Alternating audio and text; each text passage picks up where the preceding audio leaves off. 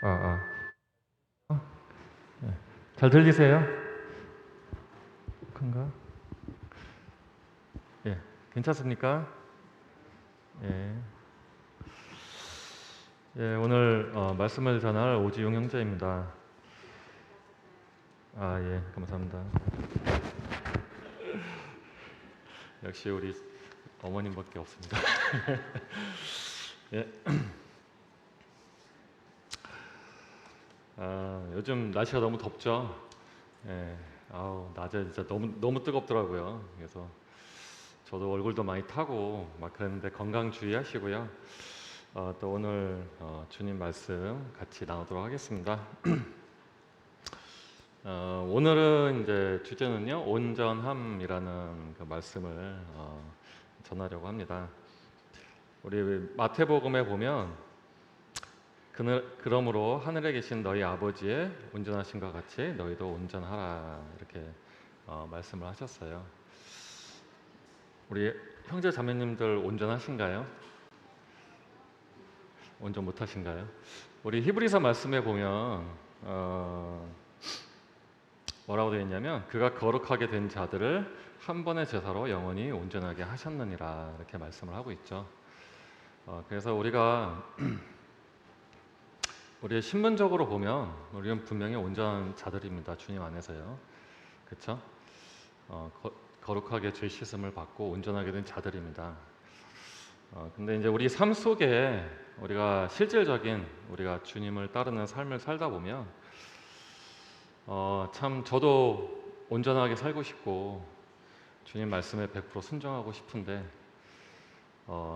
참 그것보다는 허물이 드러날 때가 많고 온전하지 못한 모습들이 보일 때가 많고 그런 것들을 가끔씩 많이 느끼게 되더라고요.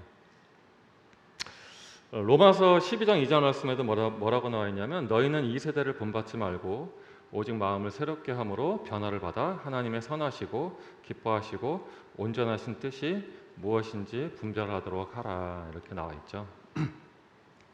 그래서 우리가 실질적으로 우리의 어떤 상태, 신분만 온전해지는 것이 아니라 우리의 삶도 우리가 온전하게 주님 안에서 살아가는 것이 주님의 뜻이다 이렇게 생각을 할 수가 있습니다. 제가 온전함에 대해서 얼마 전부터 이렇게 제 마음에 자꾸 묵상이 되는 거예요. 과연 온전한 삶이란 무엇일까? 그리고 우리는 어떻게 하면 그 온전함을 정말 내 마음의 풍성이 느끼면서 그 온전함 가운데 거할 수 있을까? 그런 생각을 하면서 이번 말씀을 준비를 했고요. 저 개인적으로는 정말 은혜가 많이 됐어요. 말씀 준비하면서요. 동일하게 우리 형제 자매님들에게도 많은 은혜가 되기를 원합니다. 온전함이 무엇인지 한번 살펴보도록 하겠습니다.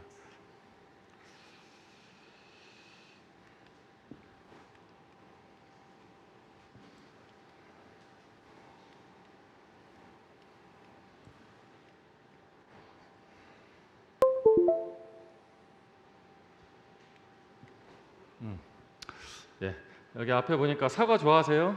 형제님들? 예, 저도 굉장히 좋아하는데요. 되게 먹음직하게 생겼죠? 예, 우리 사과 가끔 사서 이렇게 싱싱한 사과를 이제 깎아서 먹으면은 되게 맛있고 또 시원하잖아요, 그렇죠? 근데 이제 사과를 어디 쿠팡이나 어디에 이제 주문을 한 거예요. 주문을 해서 사과 박스를 딱 받았는데 사과가 이런 상태가 아니고 이런 상태의 사과가 한번 들어 있었다고 생각을 해보세요. 그러면은 이제 어떻게 하실 것 같으세요?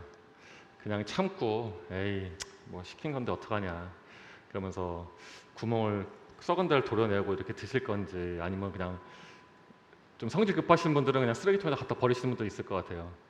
안 그러면 뭐 반품을 시키실 건지. 근데 저 같으면은 제 경우에는 아마 그렇게 할 것 같아요. 사진을 딱 찍어가지고 바로 예? 반품 접수를 하고 바로 그냥 포장해서 밖에 딱 내놓을 것 같아요. 가져가시라고 이렇게 할 것 같습니다. 왜 그러냐면은 이 상태가 지금 뭔가 사과로서의 어떤 그런 상품의 상태가 없잖아요, 그렇죠? 먹을 수 없는 사과, 뭔가 온전하지 못한 모습이죠. 그렇죠? 그래서 우리가 이제 온전함이라는 걸 한번 생각을 해보면은 일단 이 온전하지 못한 모습은 이렇게 썩은 거, 부패한 게 바로 온전하지 못한 모습이라고 볼 수가 있습니다. 그래서 온전함이라는 걸 한번 생각해 보면 일단은 부패하지 않은 것을 우리가 온전함이라고 생각할 수 있을 것 같아요. 그러니까 무엇인가 아까 제가 사과를 말씀드렸지만 무엇인가 부패하지 않은 상태, 그렇죠? 원상태 그대로가 잘 보존되어 있는 상태, 그것이 이제 온전함이라고 얘기를 할 수가 있겠죠. 또 뭐 부패하지 않은 것뿐만이 아니라 이제 어떤 결핍되어 있는 거. 그러니까 예를 들어서 뭐 아까 이제 사과 말씀을 드렸지만 영양제를 하나 샀다. 근데 영양제가 거기에 50알 이렇게 적혀 있더라고요. 50알 적혀 있는데 그거를 하루에 하나씩 딱 먹은 거예요. 달력에다 이렇게 체크를 해가면서. 근데 48일째 되니까 딱 떨어진 거예요. 그게 50알 그 영양제가요. 네. 그러면은 어떤 생각이 드나요? 그 영양제가 뭔가 이거 문제가 있는 영양제다 이런 생각이 들 거 아니에요. 그렇죠? 그래서 이렇게 무엇인가 결핍되어 있는 것, 부패한 것뿐만 아니라 무엇인가 결핍되어 있는 것, 이것도 우리가 온전하지 못한 것이죠. 반대로 얘기하면 결핍이나 부족함이 없는 것, 이것이 바로 이제 온전한 상태라고 이야기를 할 수가 있습니다. 부패하지 않고 결핍되지 않은 것, 이런 온전한 것이 무엇이 있을까요? 저는 이제 이것을 생각하면서 무엇을 생각했냐면요, 바로 하나님이 창조하신 이 세상, 그렇죠? 6일 동안 하나님께서 정말 공허하고 허무하고 흑암이 가득 찼던, 너무나도 적막과 흑암과 혼돈밖에 없었던 이 세상을 6일 동안 하나님이 창조하기 시작하셨는데, 그 6일 후에 나타난 이 세상은 하늘은 파랗고, 그리고 물속에는 물고기들이 헤엄을 쳐서 다니고요, 땅 위에는 아름다운 초목이 있고 그 위에 사슴과 노루와 동물들이 뛰어다니고, 하늘에서는 새들이 날아다니고, 너무나 아름다운 모습이죠. 또 마지막 6일째 되는 날 하나님의 형상이신 사람이 이제 지어졌습니다. 그 모습을 보면 그것이 바로 부패하지 않고 결핍이나 부족함이 없었던 온전함의 모습이 아니었나, 그런 생각을 합니다. 자, 그래서 하나님께서 무엇이라고 말씀하셨냐면, 하나님이 지으신 그 모든 것을 보시니 보시기에 심히 좋았더라. 저녁이 되고 아침이 되니 이는 여섯째 날이니라, 이렇게 말씀하셨죠. 하나님께서 만드신 이 세상, 하나님께서 원래 하나님 마음속에 계획하고 계셨던, 디자인하고 계셨던 그 세상이 이 세상에 그대로 조금의 결핍이나 조금의 부족함도 없이 그대로 만들어졌을 때 하나님께서는 그 상태를 보시고 너무 좋았다라고 말씀하셨거든요. 그리고 그것이 바로 하나님이 원하셨던 모습이고 온전함이라고 말씀을 하고 있는 것입니다. 그래서 온전함이라는 것은 또 뭐라고 말씀드릴 수 있냐면요, 하나님이 보시기에 좋은 것, 하나님께서 보시기에 좋은 것이 바로 온전함이라고 말씀을 드릴 수가 있다는 것이죠. 근데 이제 이 세상이 어떻게 됐나요? 이 세상에 죄가 들어오고 나서 하나님이 만드신 그 온전함, 그것이 파괴가 되어 버렸습니다.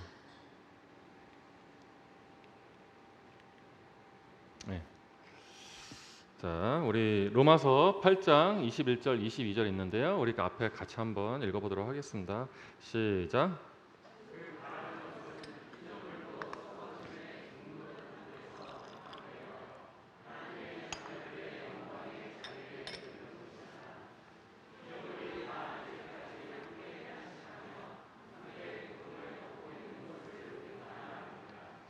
예, 그래서 죄가 들어온 이후로 하나님이 원래 계획하시고 만드셨던 이 세상의 온전함이 깨트려져 버린 것이죠.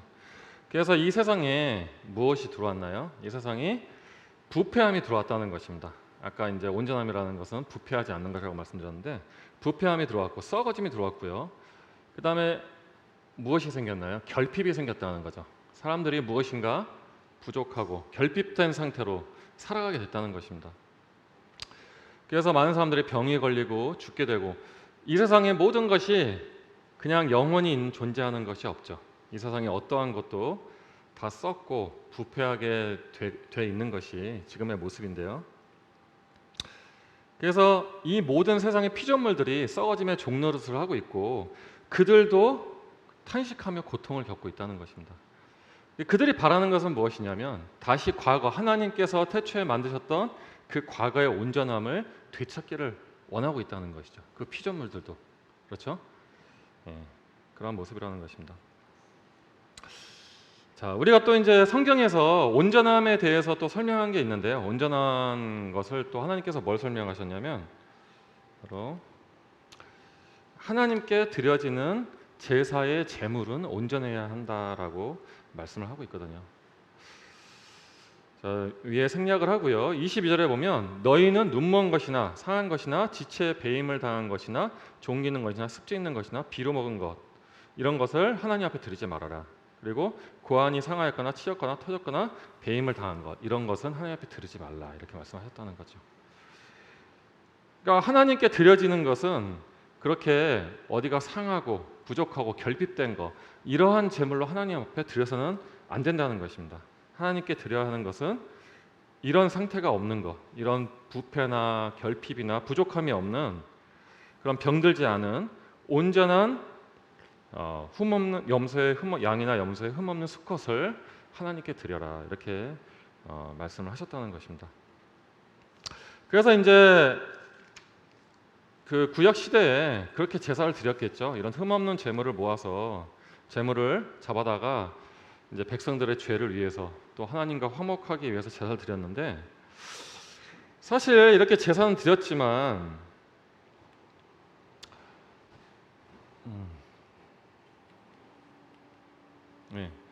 사실 이러한 구약의 제사로는 온전하게 할 수가 없었던 것이죠.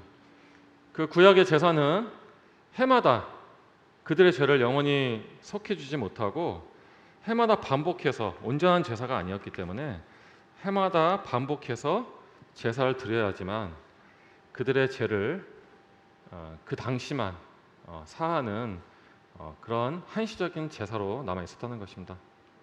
그래서 누가 오셨나요? 바로 우리 주 예수님께서 이 땅에 오셨습니다.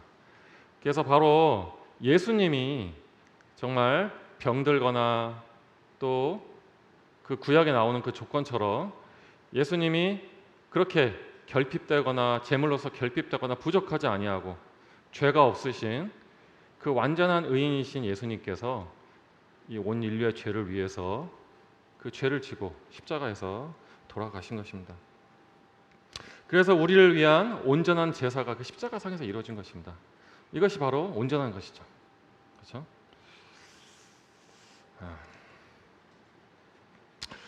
자, 그 다음에 이제 또 온전함이 무엇일까 한번 또 생각을 해보겠습니다.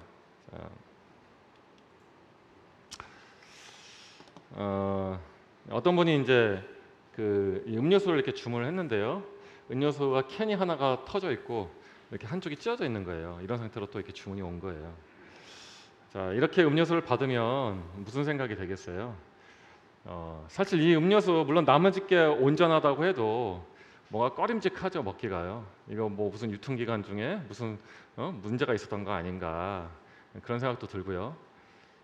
참 그냥 이렇게 선뜻 먹기가 쉽지가 않습니다.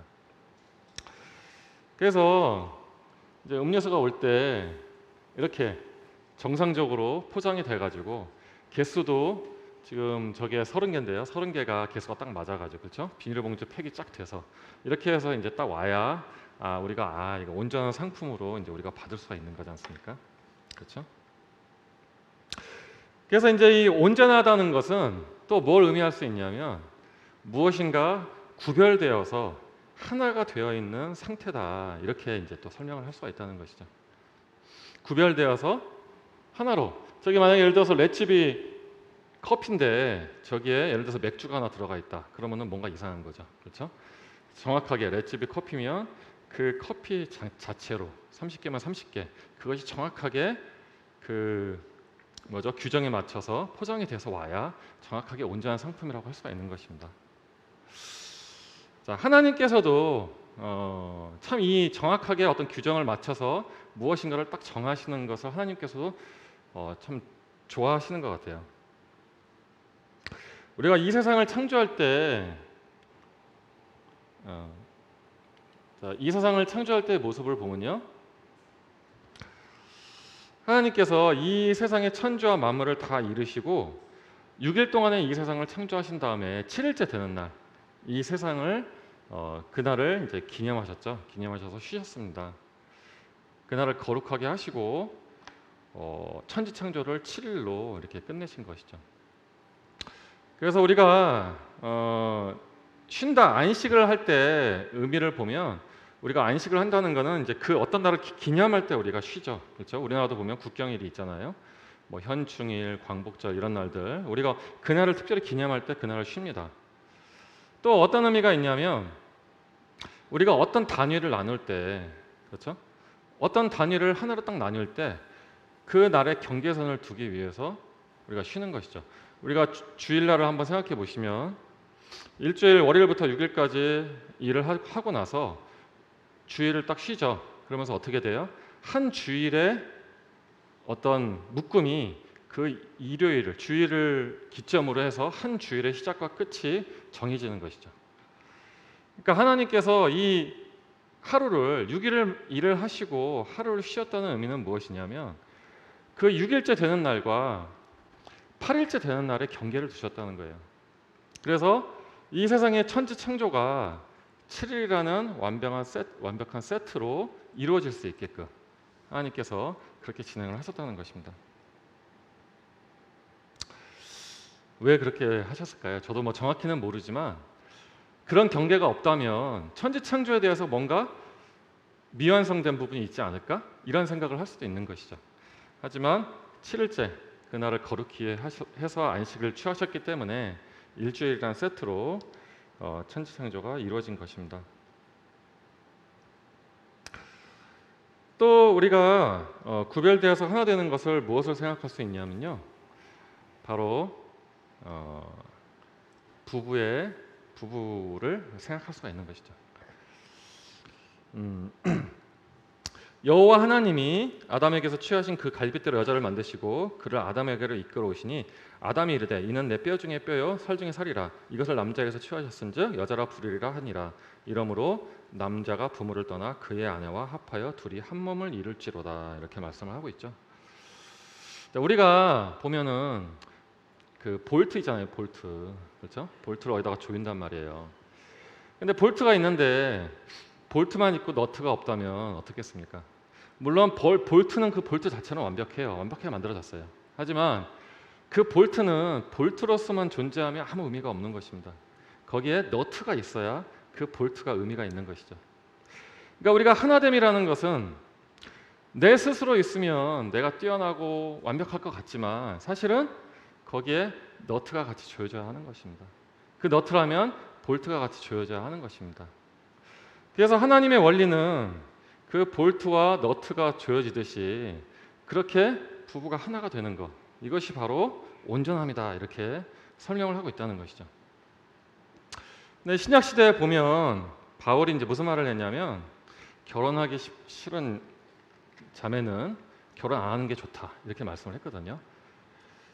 그럼 그건 이제 무엇이냐, 그렇죠? 그거는 무엇일까요? 우리가 그냥 생각할 때 세상에서 요즘에 보면 어때요? 많은 그 남자나 여자들이 난 결혼 안 할 거야. 나는 그냥 혼자 살고 싶어. 나는 그냥 적당히 여행 다니면서 요즘에 애도 낳기 힘들고, 애도 낳으면은 너무 키우기도 힘들고 돈도 많이 들고 또 집 사는 것도 너무 힘들어. 안 할 거야. 그냥 인생은 즐기면서 사는 게 최고야. 이렇게 이제 얘기들을 많이 하잖아요. 근데 이제 바울이 얘기한 여자가 결혼하지 않아도 된다라는 의미는 그런 의미는 아닌 것이죠. 그러니까 바울은 왜 결혼하지 않아도 좋다고 말씀했냐면, 그가 정말로 거듭나서 주님을 신랑과 같이 마음에서 사모하고 그 주님을 진정으로 마음에서 섬기고 싶은 마음이 있으면 주님을 남편처럼 여기면 된다는 것입니다. 그런 의미를 가지고 있는 것이지 그냥 아무렇게나 살아라 결혼하지 않으면 된다 이런 얘기를 하는 게 아니라는 것입니다. 그래서 원래 하나님께서 이 세상을 만드시는 원리는 남자와 여자가 하나로 결합을 해서 하나를 이루는 것, 그것이 바로 온전한 모습이라는 것이죠. 사실은 그러한 모습을 누가 먼저 보여주셨냐면 사실은 하나님이 보여주신 거예요. 하나님께서 세 분이신 하나님이시지만 그 세 분의 하나님이 하나의 하나님으로서 존재하심으로써 어떻게 하시죠? 아버지 하나님은 우리에게 계시하셨죠. 주님의 말씀을 계시하셨고 예수님은 이 땅에 그 인간의 몸을 입고 오셔서 우리를 위한 속죄제를 드리셨고 또 성령님은 어떻습니까? 우리에게 오셔서 지금 우리의 사역을 돕고 계시는, 그래서 그 세 분이 하나로 마치 나사가 뭉쳐지듯이 그렇게 하나로 존재하고 계시는 온전함을 우리에게 보여주고 계시다는 것입니다. 자, 그래서 그렇게 구별되어서 하나 되어지고 있는 것이 바로 온전함이라고 할 수가 있는 것입니다. 또 온전함을 우리가 뭐로 생각해 볼 수가 있냐면요. 온전함이라는 것은 변하지 않는 거라고 이야기를 할 수가 있습니다. 아까 이제 우리가 사과 얘기했지만 사과가 원래의 그 상태를 유지하지 못하고 썩어서 변질이 되게 되면 그것은 온전하지 못한 사과잖아요. 그렇죠? 그처럼 처음이나 나중이나 변질되지 아니하고 그 상태를 유지하고 있는 그 상태, 그것이 바로 온전함이라고 할 수가 있습니다. 그러한 온전하신 분이 누구인가 하면 바로 우리 하나님께서 온전하신 분이라고 말씀을 하고 있는 것입니다. 자, 여기 앞에 8절 말씀 같이 한번 읽어보겠습니다. 시작. 주 하나님이 이르시되 나는 알파와 오메가라, 이제도 있고 전에도 있었고 장차 올 자요 전능하신 자라 하시더라. 예. 그래서 이제도 있고 전에도 있고 장차 올 자, 처음과 끝이 되니고 변함이 없으신 하나님, 그분이 바로 온전하신 분이라는 것이죠. 그 하나님께서. 그렇죠? 자, 또 무엇이 온전합니까? 변하지 않는 것이 무엇이 있을까요? 변하지 않는 것. 자, 바로 우리에게 주신 영생이 온전하다는 것입니다. 여러분, 우리 이 육신은 어떻습니까? 이 육신은 부패하여 썩어져서 죽게 되어 있는 것이죠. 그렇죠? 병들어서 죽지 않습니까? 언젠가는 죽죠. 하지만 하나님께서 우리에게 주시는 영원한 생명, 그것은 내가 그들에게 영생을 주노니 영원히 멸망하지 아니할 것이요 꼭 또 그들을 내 손에서 빼앗을 자가 없느니라. 우리가 왜 주님을 믿으면서 고난도 겪고 인내하고 하면서 주님을 바라보고 우리가 신앙을 하고 있습니까? 우리에게 확실한 소망이시고 확실한 약속인 영생이 주어졌기 때문에 우리가 그렇게 살아갈 수 있는 것입니다.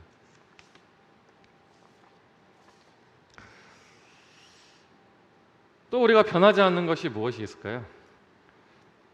하나님, 온전하신 하나님, 변함이 없으시고요. 또 영생, 우리에게 주어진 영생, 변함이 없고요. 또 무엇이 변하지 않는가 하면 바로 하나님의 말씀이 변하지 않는다는 것입니다.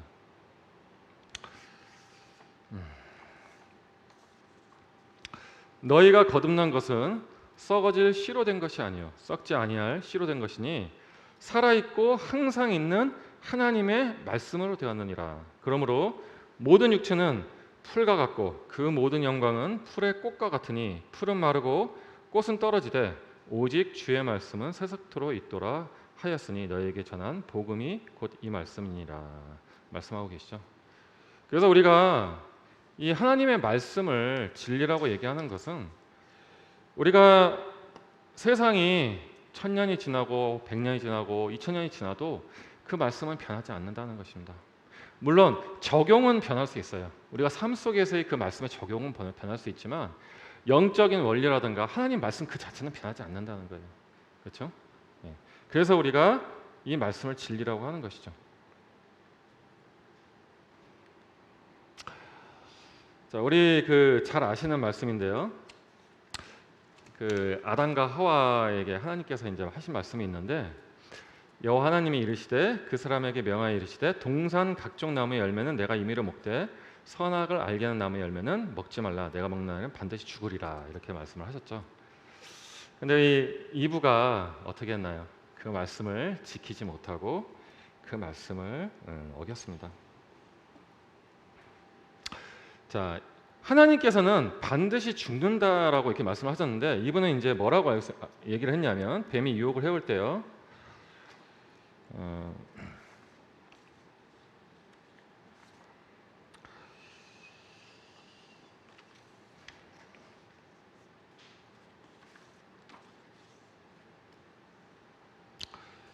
여자가 뱀에게 말하되 동산 나무의 열매를 우리가 먹을 수 있으나 동산 중앙에 있는 나무의 열매는 하나님의 말씀에 너희는 먹지도 말고 만지도 말라. 너희가 죽을까 하노라 하셨느니라. 이제 이렇게 이브가 이 얘기를 했거든요. 이 히브리어는요, 이 부사가 되게 발달이 안 돼 있대요. 그러니까 우리는 뭐 반드시, 너무, 뭐 정말 좋겠다, 뭐 이런 말 많이 하잖아요. 뭐 정말이 아니라 뭐 아우 정말 정말 정말 정말 좋겠다, 뭐 이렇게도 하고 하잖아요. 근데 이제 히브리 말은 그런 부사가 발달이 안 돼 있다고 합니다. 그래가지고 뭔가 강조를 하려고 그러면은 말을 반복해서 같은 말을 반복해서 많이 한대요. 그러면 반복해서 하면 그거는 반드시 된다는 거예요. 예, 틀림없이 된다 그런 표현을 할 때 말을 반복해서 쓴다고 합니다. 그래서 하나님께서 이제 그 죽는다라는 말이 뭐냐면 히브리어로 무트인데 하나님께서 반드시 죽는다라고 하셨을 때 뭐라고 하셨냐면 히브리 말로 무트 이렇게 얘기하셨어요. 무트. 근데 이브가 그 뱀한테는 뭐라고 얘기했냐면 뱀하러 얘기할 때는 무트 이렇게 얘기를 했어요. 그렇죠? 무트 하나가 결핍이 되어 있던 거죠. 빠져 있던 거죠. 그렇죠? 그러니까 하나님께서 말씀하시는 그 변하지 않는 말씀, 그 온전하신 말씀이 그 이브의 마음속에 온전히 지켜졌어야 하는데 이브의 마음속에 그 온전하신 말씀이 결핍되어 있고 부패되어 있었다는 것입니다. 그러니까 어떻게 해요? 사단이 그 마음을 찌르고 들어와서 그를 유혹해서 죄를 짓게 한 것이죠. 자, 그래서 결핍되고 부패한 그 이브의 마음속에 있는 말씀인데 그것은 바로 온전하지 않은 말씀이었다는 것입니다. 우리가 어떤 말씀을 들어도 인간적인 생각을 많이 그 말씀을 섞게 되면 어떻게 됩니까? 그 말씀이 온전하지 못하고 부패할 수 있는 것이죠. 그렇죠? 마치 이브에게 하나님이 너 반드시 죽어 이렇게 얘기했는데 아유 죽을지 몰라 이렇게 받아들이는 것과 똑같다는 것입니다. 자, 마태복음 7장 21절에서 27절 말씀을 보면요. 우리 이 말씀은 우리 황혜찬 형제님께서 좀 기니까 한번 읽어주시도록 하겠습니다.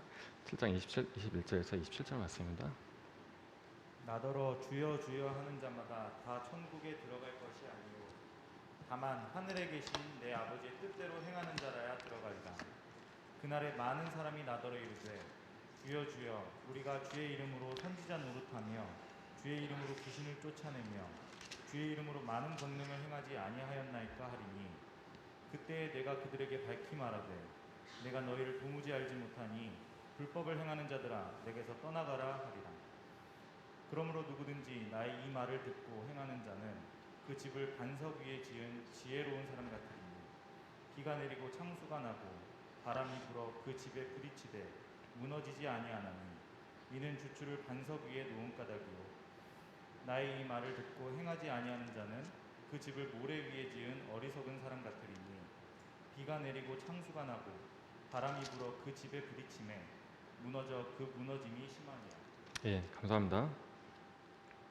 자, 예수님께서 무슨 말씀을 하셨냐면 나더러 주여 주여 하는 자보다 다 천국에 들어갈 것이 아니요 다만 하늘에 계신 내 아버지의 뜻대로 행하는 자라야 들어가리라. 이제 이렇게 말씀을 하셨거든요. 그래서 그 밑에 또 부연 설명을 하셨어요.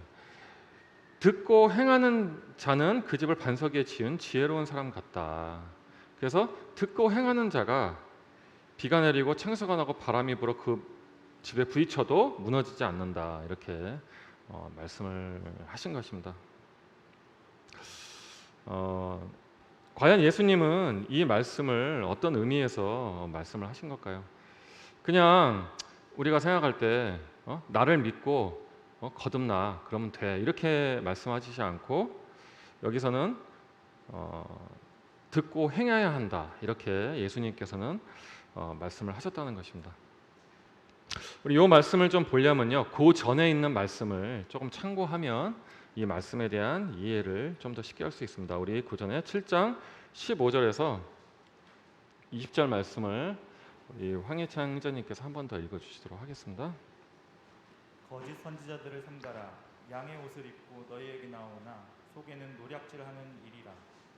그들의 열매로 그들을 알지니 가시나무에서 포도를 또는 엉겅퀴에서 무화과를 따겠느냐. 이와 같이 좋은 나무마다 아름다운 열매를 맺고 못된 나무가 나쁜 열매를 맺나니 좋은 나무가 나쁜 열매를 맺을 수 없고 못된 나무가 아름다운 열매를 맺을 수 없느니라. 아름다운 열매를 맺지 아니하는 나무마다 찍혀 불에 던져지느니라. 예, 자, 이 말씀을 하신 다음에 아까 그 말씀을 바로 하신 거예요.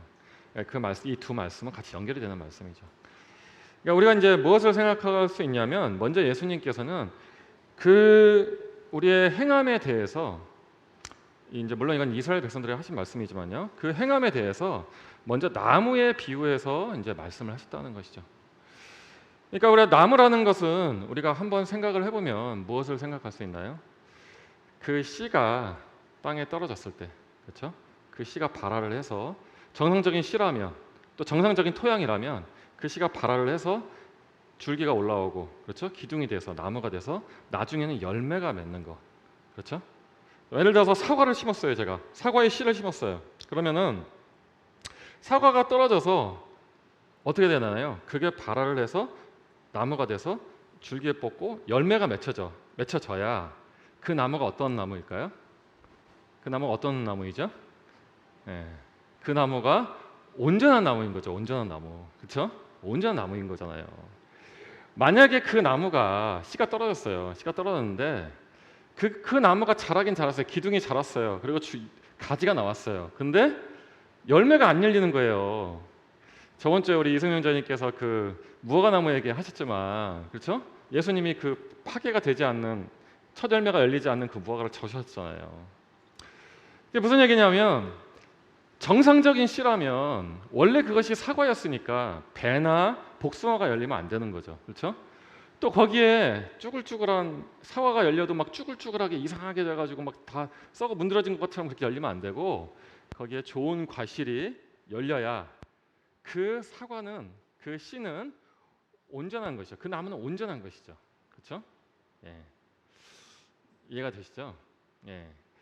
자, 그렇다면 자, 말씀은 변화가 없는 거라고 아까 말씀을 드렸습니다. 변하지 않는 것, 그렇죠?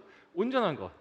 그 말씀은 예수님께서 뭘 비유로 말씀하셨냐면 바로 씨로 비유를 하셨는데, 그 씨가 땅에 떨어졌다면, 정상적인 씨가 맺혔다면 어떻게 돼야 돼요? 그것이 정상적으로 올라와서 정상적인 열매를 맺어야 그 나무는 온전한 나무라는 것입니다.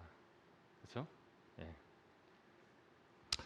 자, 그래서 자, 야고보서에서도 무슨 말씀을 하고 있냐면요. 자, 25절에 보면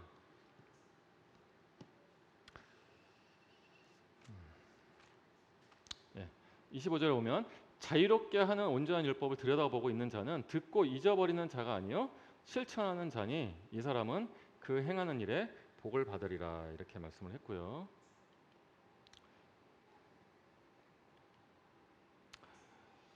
자, 이 말씀도 같이 한번 읽어보도록 하겠습니다. 시작. 조상 아브라함이 그 아들 이삭을 제단에 바칠 때에 행함으로 의롭다 하심을 받은 것이 아니냐. 내가 보거니와 믿음이 그와 행함과 함께 일하고 행함으로 믿음이 온전하게 되었느니라. 자, 그래서 씨가 온전하면 그 열매도 온전한 것이 맞다는 것입니다. 자, 근데 참 재밌는 건 뭐냐면, 하나님께서 이 세상을 만드실 때도 그렇고요, 이 세상의 모든 피조물들에게 하나님이 말씀을 하시면 그대로 다 이루어졌어요. 예수님께서 배를 타고 가시다가 파도가 막 범람을 했죠. 그러니까 어떻게 해요? 파도야 잔잔하라 하니까 그 파도가 어떻게 됐습니까? 즉시 그 파도가 잠잠해졌잖아요. 그렇죠? 또 하나님이 이 세상을 만드실 때 6일 동안 셋째 날에 그 땅에서 씨를 가진 열매 맺는 나무를 내라고 하셨는데, 과실을 내라고 하셨는데, 하나님이 땅을 향해서 씨 맺는 열매 맺는 과실을 내라 했는데 땅이 아우 지금 못 내겠어요. 나중에 낼게요. 그랬나요? 그게 아니고 바로 과실을 냈잖아요. 그렇죠? 그러니까 이 세상의 모든 피조물들은 하나님의 말씀에 그대로 반응하고 순종하는 그런 역사가 이루어졌는데, 이상하게 사람은 듣는다고 하고 깨닫는다고 하고 이해된다고 하면서도 이상하게 열매가 잘 안 맺히는 경우가 많이 있는 거예요. 그렇죠? 왜 그럴까요?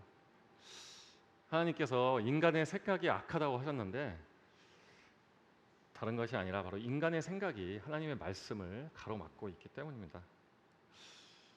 사실 우리가 씨를 맺어서 열매가 나와야 된다 이렇게 말씀을 드리니까, 그러면 행함이 있는 믿음은 너무 힘든 거 아니냐? 그럼 그 성경에 나오는 예수님 제자들처럼 다 재산 팔고 가서 예수님 쫓아다니고 이렇게 해야지 행함이 있는 거냐? 이렇게 또 생각하실 수 있는 분도 있는데, 행함이라는 것은 꼭 그런 것만을 얘기하는 게 아니고요. 우리가 행함이라는 것은 내 마음의 변화를 따라 내가 살아가는 삶, 그것이 행함입니다. 우리가 구원을 어떻게 받나요? 성경 66권을 다 믿어서 구원을 받는 건가요? 성경 창세기부터 요한계시록까지 다 읽어보고 그거 다 믿어가지고 구원 받으신 분 계신가요? 저는 그렇게 구원을 받지 않았거든요. 사실 저는 지금도 성경 말씀을 잘 못 믿고 있는 거 많아요. 알고는 있습니다.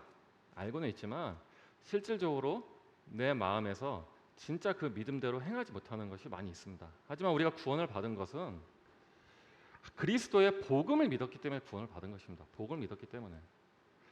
그리고 예수님의 십자가의 죽으심과 부활하심에 대한 복음을 내가 분명히 믿었기 때문에 구원을 받은 것이고, 우리가 살면서 그 하나님의 말씀을 내 마음에 믿는 믿음대로 우리 영이 성장하는 거예요. 그렇죠? 그래서 우리가 이 말씀이 실질적으로 내 삶 속에 변하지 않는 그런 단단한 씨가 되어서 그것이 나무가 되고 열매가 열리는 삶이 우리 삶 속에 나타나는 것입니다. 그래서 우리는 하나님 앞에 온전하고, 우리는 하나님 앞에 의롭다고 또 의롭게 된 자이지만, 또 이 말씀 앞에 겸손한 마음으로, 어린아이와 같은 마음으로 이 말씀을 받아야 하는 것이죠. 그럴 때 우리를 통해서 열매 맺는 삶이 나타난다는 것입니다.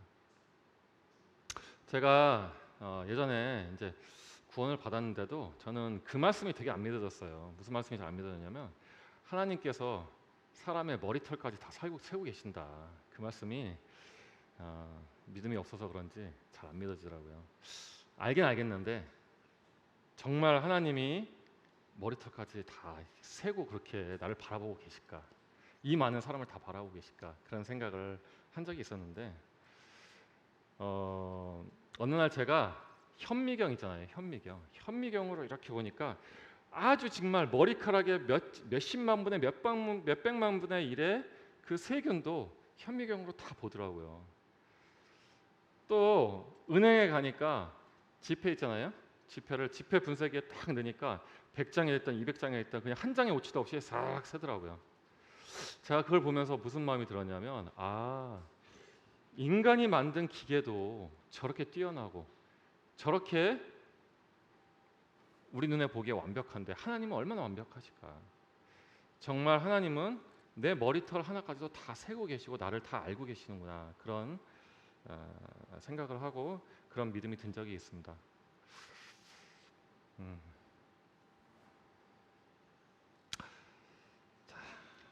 그런데 이제 문제는 뭐냐면, 우리가 이제 10년이 지나고 5년이 지나도, 예수님을 믿고 10년이 지나고 50년을 지나도, 우리가 사실 예수님을 믿고 나서 처음에는 정말 마음이 바뀌어서 구원을 받고 교회만 오고, 교회 와서 말씀 듣는 거 사모하고, 모임만 참석하는 것만 해도 그것이 그분의 훌륭한 행함이 될 수 있어요. 하지만 우리가 5년, 10년이 지났는데도 항상 거기에 머물러 있다면 뭔가 내 삶이 문제가 있는 거라고 할 수가 있는 것이겠죠.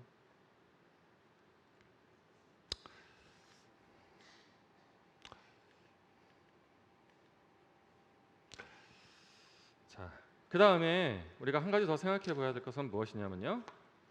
바로 그렇게 우리 안에 심겨진 그 말씀, 그리고 그 말씀이 열매를 맺어 가기까지 하나의 나무로 생각해 보자면 그 나무가 그냥 열매를 맺는 것이 아니죠. 그렇죠? 모진 풍파와 비와 바람과 많은 어떤 해충과 많은 고난을 겪어내면서, 그렇죠? 결국 때가 되면 그 열매를 맺는 것입니다. 그래서 이 온전함이라는 것은 무엇이냐면 바로 이기는 믿음이 바로 온전함이라고 얘기할 수 있는 것입니다.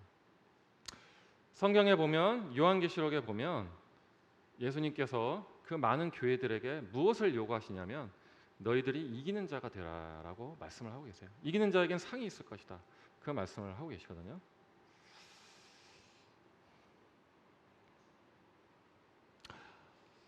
자, 우리 4절만 여기 앞에 요한일서 5장 4절 말씀만 같이 한번 읽어보도록 하겠습니다. 시작.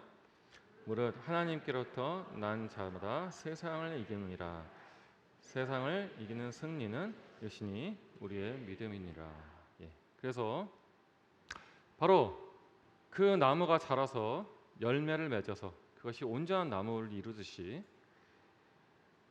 그 나무가 열매를 맺기까지 많은 풍파를 이겨내고 많은 바람을 견디고 많은 해충을 견뎌서 그 열매를 맺어내는 것처럼 우리의 믿음이 그냥 한 번 듣고 이 자리에서만 한 번 믿고 끝나는 그런 믿음이 아니라 정말 그 말씀이 온전한 말씀이 우리 마음 가운데 자리를 잡아서 그 고난과 역경을 이겨내고 결국에는 열매를 맺고 이 세상을 이기는 믿음, 그것이 바로 하나님이 보시는 온전한 믿음이라는 것입니다.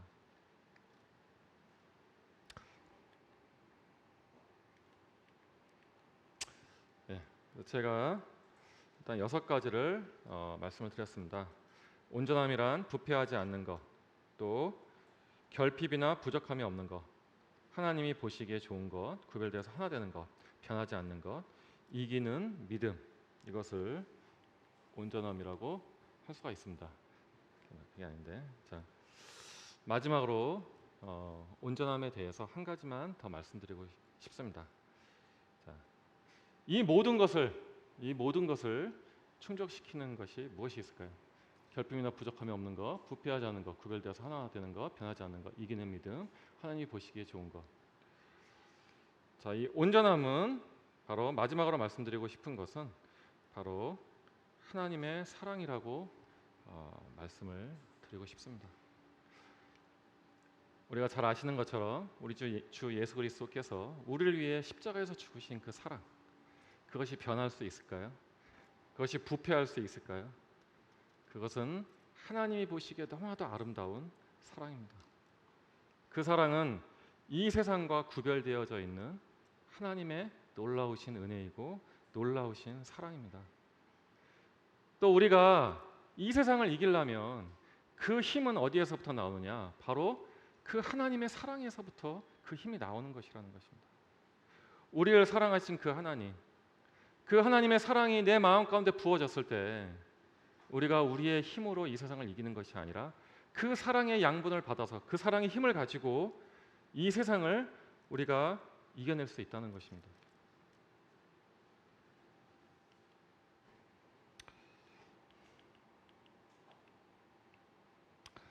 자, 우리 잘 아는 말씀처럼 우리 고린도전서 13장에 이러한 말씀이 나와 있습니다. 자, 마지막인데요. 자, 우리 같이 한번 아주 중요한 말씀이니까요. 같이 한번 읽어보도록 하겠습니다. 시작. 모든 것을 참으며 모든 것을 믿으며 모든 것을 바라며 모든 것을 견디느니라. 사랑은 언제까지나 떨어지지 아니하되 예언도 패하고 방언도 지치고 지식도 패하리라. 그런즉 믿음, 소망, 사랑 이 세 가지는 항상 있을 것인데 그 중에 제일은 사랑이라. 예. 제가 이제 서두에서 말씀드렸지만 우리가 어떻게 온전할 수 있을까요? 여러분 내 자신을 보면 부족한 것이 너무 많이 느껴지죠. 그렇죠? 하지만 우리가 큰 바다에 작은 돛담배 하나는 잘 보이지가 않습니다. 그 돛담배가 없어도 된다 그런 얘기가 아니고요. 우리가 하나님의 온전하심, 먼저 하나님의 온전하심을 절대적으로 믿고 신뢰할 때 우리는 그 절대적인 하나님의 온전하심 안에서 우리도 실질적인 온전한 삶을 살아가게 되는 것입니다. 우리가 하나님의 온전하심을 잘 믿지 못하고 하나님을 향한 불안정한 마음, 내가 내 스스로 무엇인가 하려고 하는 그런 마음, 이런 마음 속에서는 잘 온전함이 나타나지 않는 것이죠. 아까 말씀드린 것처럼 하나님은 머리털 하나까지도 다 세신 바 되시는 하나님이라고 말씀하고 계십니다. 또 하나님의 그 사랑은 언제나 변함이 없습니다. 제가 구원을 받고 지금 20년 가까이 됐지만 저는 개 중에는 신앙이 좀 좋을 때도 있었고 믿음이 좀 있을 때도 있었고 어떨 때는 정말 형편없이 방황할 때도 있었고 어떨 때는 또 죄를 지을 때도 있었습니다. 그런데 제가 아는 것은 하나님의 사랑은 변하지 않더라고요. 저는 자꾸 변하고 자꾸 이 모습 저 모습 내 연약함에 매일 때도 있고 또 내가 믿음이 좋아 보이면 또 우쭐댈 때도 있고 이렇지만 하나님의 그 사랑은 항상 변함이 없으시고 제가 어느 순간이나 제가 주님 앞에 설령 죄를 지었다 할지라도 주님 앞에 돌이키고 주님 앞에 기도하면 다시 제 기도를 또 들으시고 항상 저와 함께 하시는 그 하나님을 마음에서 많이 느꼈습니다. 우리가 그 하나님의 온전하심을 온전히 믿고 그 사랑 안에 온전히 있을 때 우리도 그 온전하심 가운데 살아갈 수 있다고 생각합니다. 감사합니다.